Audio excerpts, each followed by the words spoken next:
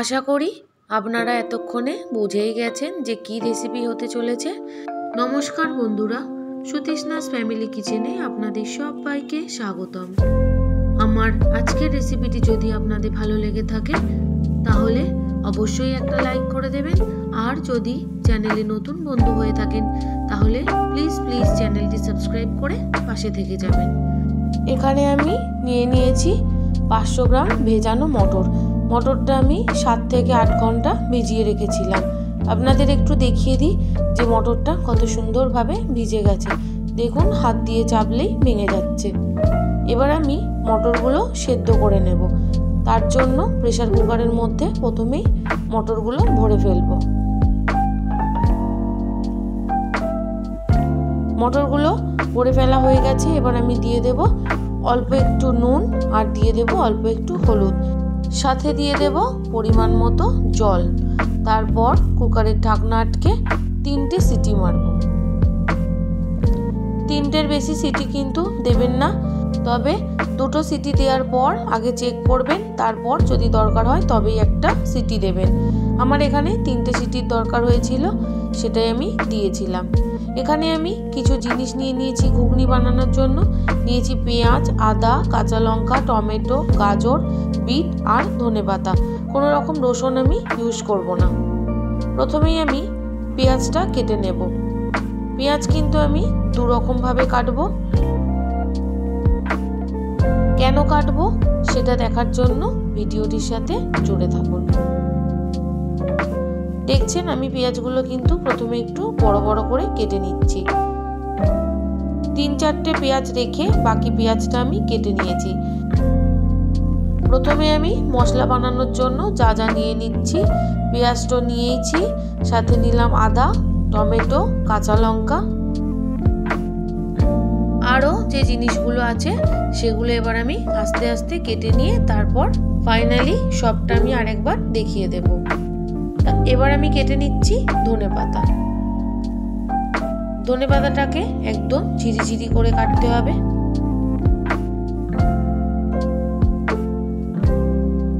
বন্ধুরা, আপনারা অনেকেই আপনাদের মতো করে অনেক রকমের ঘুগনি বানাতে জানেন, তবে আমি যেভাবে বানাই সেটা আমি আপনাদের সাথে শেয়ার করছি। এছাড়াও আমি আরও কয়েক ধরনের ঘুগনি বানাতে জানি, সেটাও আমি আস্তে আস্তে আপনাদের সাথে শেয়ার করব। দেখুন, আমি একটা গ্রেটার নিয়েছি। গাজর আমি গ্রেট করে নিচ্ছি। আপনারা যদি চান আপনারা গ্রেটারে গ্রেট না করেও কুচিয়েও নিতে পারেন। দেখুন, এতটা গাজর আমার আর লাগবে না, তাই আমি বাদ দিয়ে দিলাম। এবার আমি বিটটাকেও সেমভাবে গ্রেটারে গ্রেট করে নেব। তবে আপনারা যদি চান সেক্ষেত্রে আপনারা কিন্তু বিটটাকেও কুচি করে নিতে পারেন।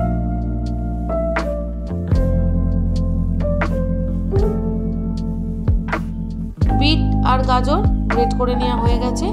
এবার আরও এক ধরনের পেঁয়াজ আমি কেটে নিচ্ছি। বন্ধুরা, আপনারা কারা কারা ঘুগনি খেতে পছন্দ করেন অবশ্যই কিন্তু কমেন্ট করে জানাবেন। ঘুগনি কিন্তু আমার ভীষণ প্রিয়। দেখুন, পেঁয়াজগুলো একদম ছোট ছোট করে কেটে নেওয়া হয়ে গেছে। এবার আমি 2 থেকে 3টে কাঁচা লঙ্কা কুচি কুচি করে কেটে নেব।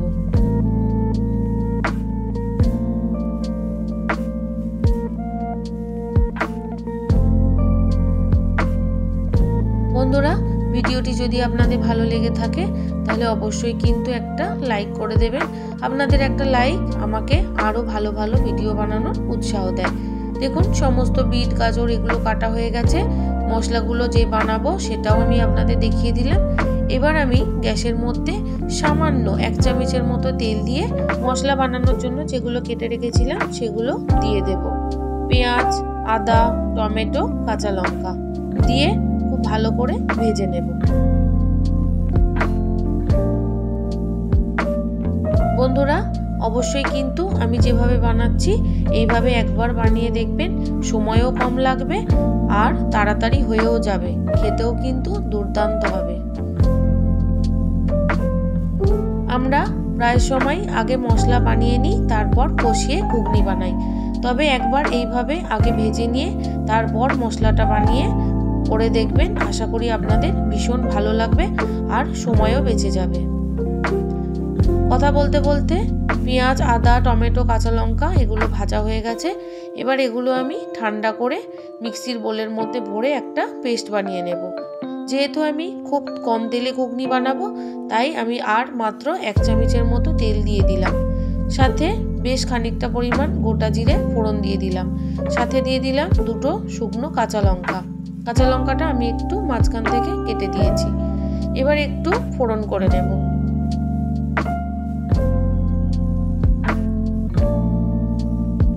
দু মিনিটের মতো ফোড়ন করে নিলেই হবে। তারপর বানিয়ে রাখা পেস্টটা দিয়ে দেব। সাথে মিক্সির বোল ধোয়া জলটাও দিয়ে দেব। এবার খুব ভালো করে মিশিয়ে দেব।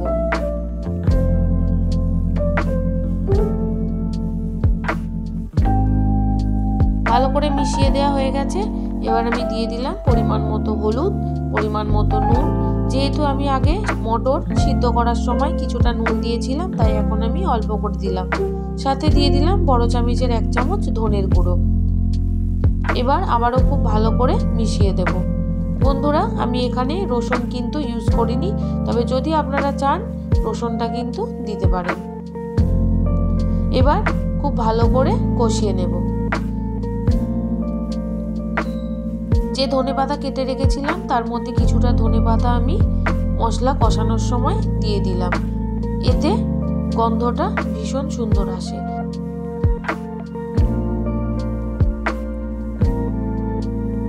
দেখুন মশলা থেকে জল প্রায় শুকিয়ে গেছে। এবার আরেকটু ভালো করে কষিয়ে নেব। এই ফাঁকে আমি আপনাদের দেখিয়ে দেব যে মটরটা আমি কিরকম সেদ্ধ করেছি। দেখুন হাত দিয়ে আস্তে করে চাপ দিলে কিন্তু ভেঙে যাচ্ছে। মশলাটাও প্রায় কষানো হয়ে গেছে। এবার আমি সেদ্ধ করে রাখা মটরটা দিয়ে দেব। তারপর মশলার সাথে খুব ভালো করে মিশিয়ে দেব।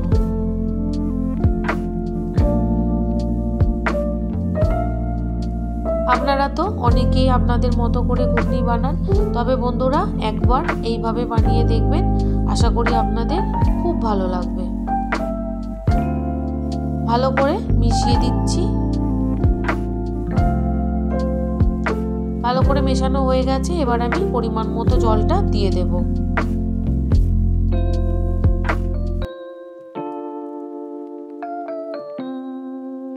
এবার আবারও বেশ ভালো করে নাড়াচাড়া করে দেব।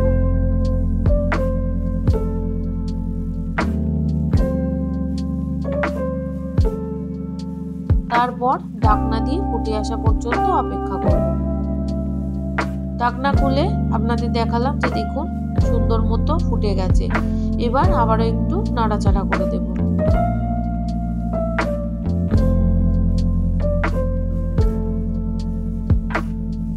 স্বাদের ব্যালেন্সটা যাতে ঠিকঠাক থাকে আমি দিয়ে দিলাম অল্প একটু চিনি। তবে যারা চিনি পছন্দ করেন না তারা অবশ্যই চিনিটা স্কিপ করবেন। তবে চিনির বদলে আপনারা যদি চান সেক্ষেত্রে অল্প একটু গুঁড়ো ইউজ করতে পারেন। সাথে আমি দিয়ে দিলাম 1 চামচের মতো গরম মশলার গুঁড়ো। এবার ভালো করে মিশিয়ে দেব।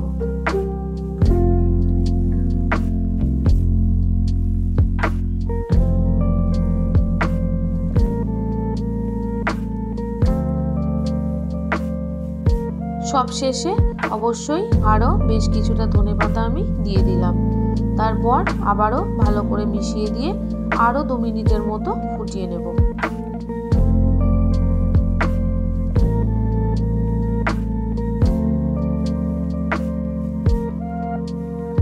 মাঝে মাঝেই কিন্তু একটু নাড়াচাড়া করে দিতে হবে যাতে নিচে লেগে না যায়।